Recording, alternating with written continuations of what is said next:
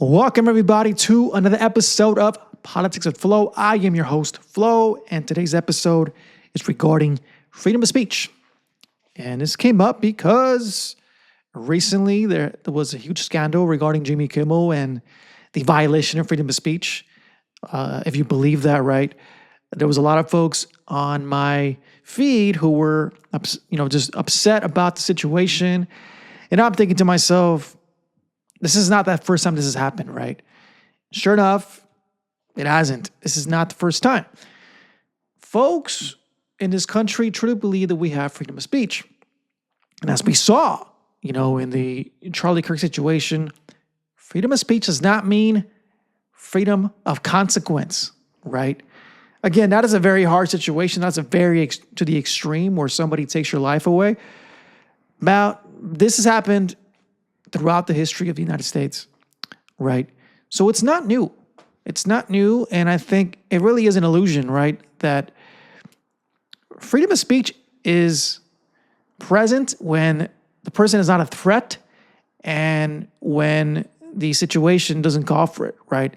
So it is written, yes, it is a law, but I truly believe that we don't have freedom of speech. And you might be thinking to yourself, that is a very hot take on the situation, right? On what we think. But again, I'm going to bring you some evidence that proves this, right? So we all know that the U.S. was founded on the idea of self-governance, right? For the people, by the people. And from the very beginning, one of the first things that these individuals wanted to do was to promise freedom of speech, right? To guarantee it. And sure enough, look good on paper, right? This is how the elites in this country were able to convince the masses to revolt against the British. Sure enough, it happened, right? And one of those bills, right, was the freedom of speech.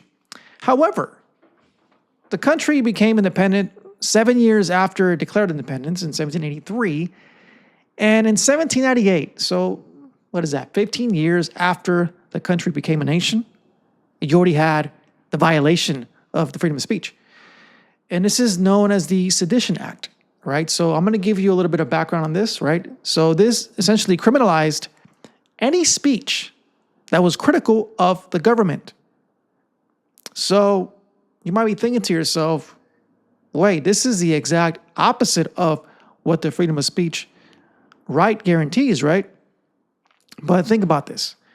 The country is only 15 years old, and there's a lot of stuff going on in the country during this time where there's people who fought for the war, there's soldiers, veterans who weren't paid, right? They're not in the best condition. So the first couple of years, the country is not doing well financially, at least as a nation, right? There's a lot of folks that don't feel happy. You have slaves who were not freed, right? You have immigrants who fought and don't have the same privileges as the elite Anglo-Saxon white men who own property. So folks are like, wait, what happened? So in order to calm that down, these individuals in government said, no, you can't do that, right? So off the bat, 15 years in, right?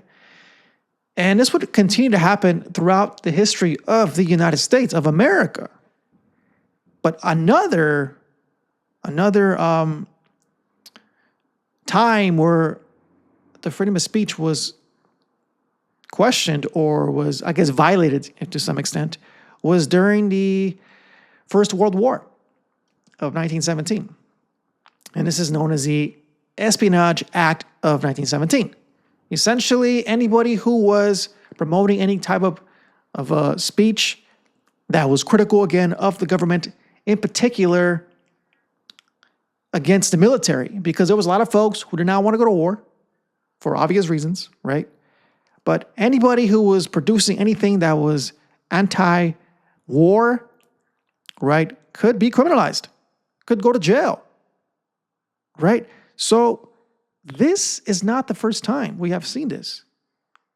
And recently, of course, the Patriot Act, for those of you who are old enough to remember that and went through it during 9/11, The Patriot Act essentially allowed the government to spy on people, right, who they believed were terrorists or organizing or, right, anything of that nature.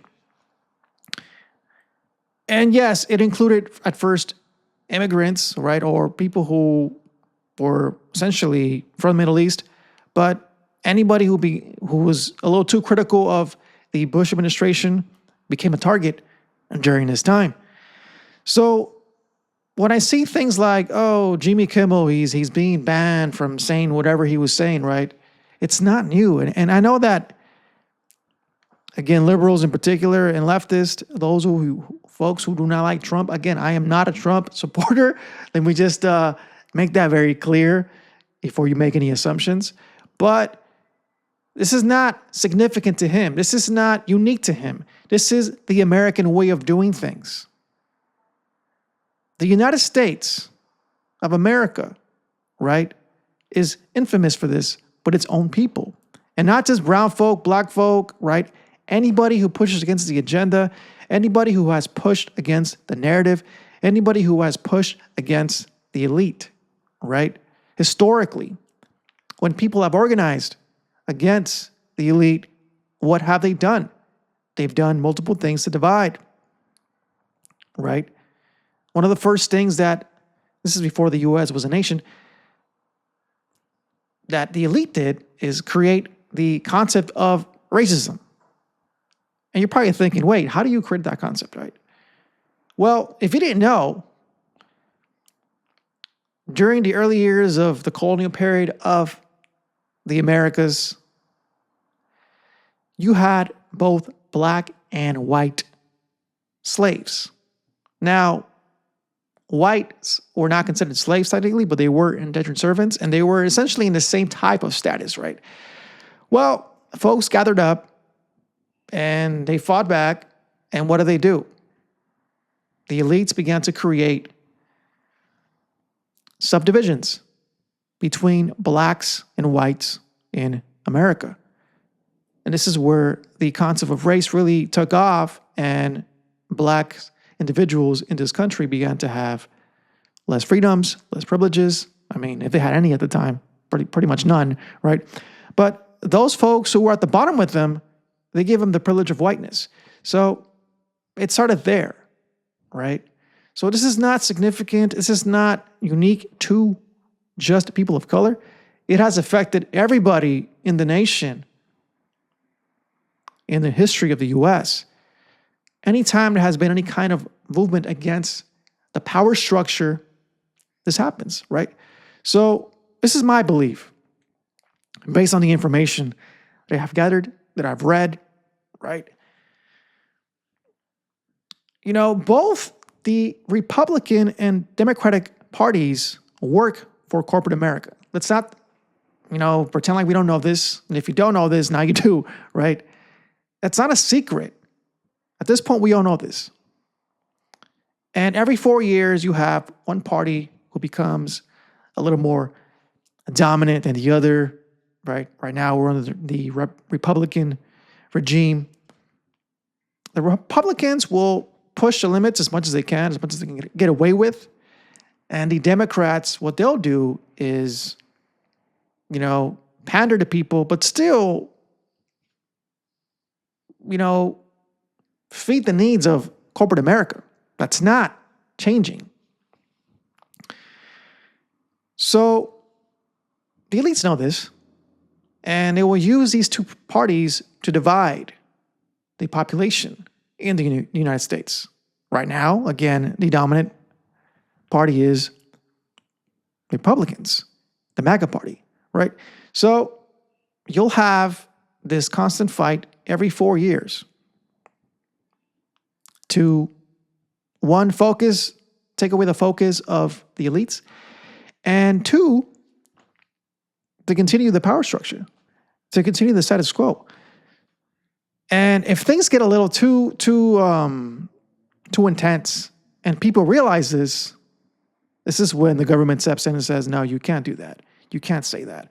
So in these times, right, showed you this, right, where individuals have collaborated and have stopped seeing the differences between those that they consider enemies.